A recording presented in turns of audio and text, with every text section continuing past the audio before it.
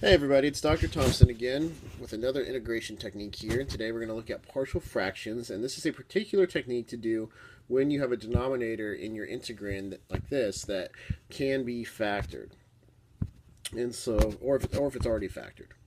So in this example, we have 1 over x squared minus 5x plus 6, and I don't really have a technique to do that because what I can't do is I can't split this up.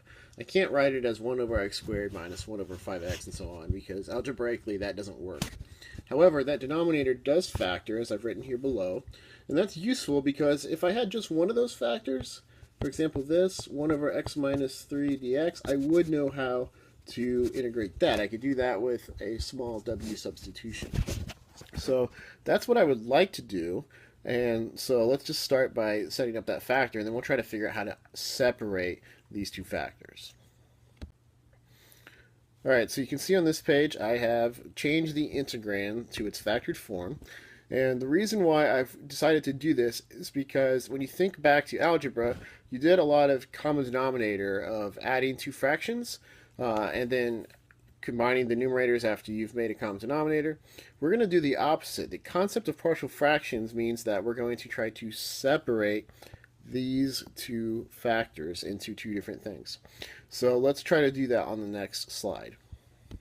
So at the top we have our factored integrand, and on the bottom here, this is the idea of trying to guess and go backwards into what this would look like if these two factors were separate.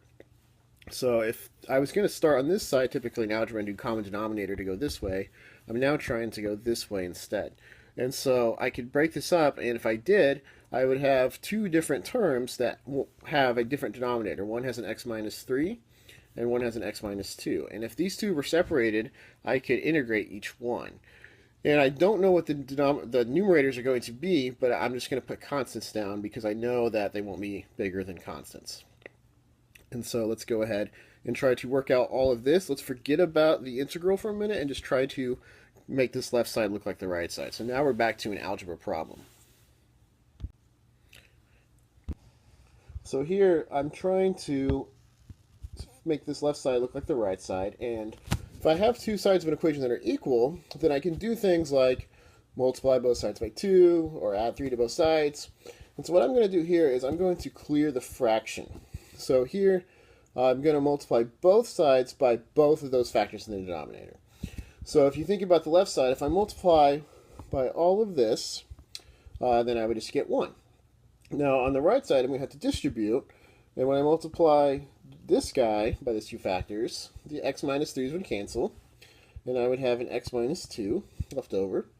And when I multiply the second term by both of those factors, the x minus 2's will cancel, and I will still have an x minus 3.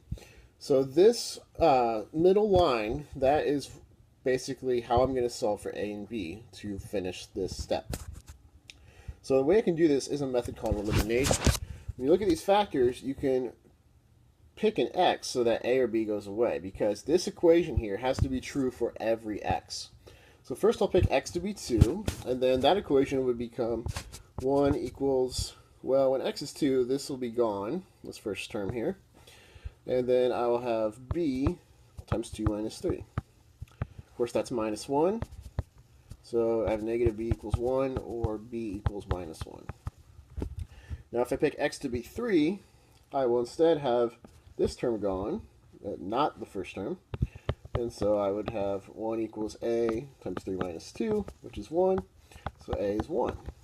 All right, so now I can pick a to be 1 and b to be minus 1 and put that in the top line. So let's do that on the next slide. What you can see here is that I have the factored form of the original integrand. I have said that algebraically this is the same as this line. And now I'm going to just do those two integrals separate. So in the last line I just broke those two terms into two different integrals. So let's do those on the next page to finish.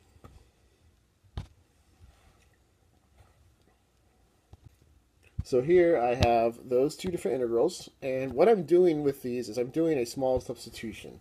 This is one that you should quickly get used to doing in your head, but let me just go ahead and do one over here. If I make w x minus 3 for the first integrand, you'll see that dw equals dx, so not much happens there. and this would become 1 over w, dw.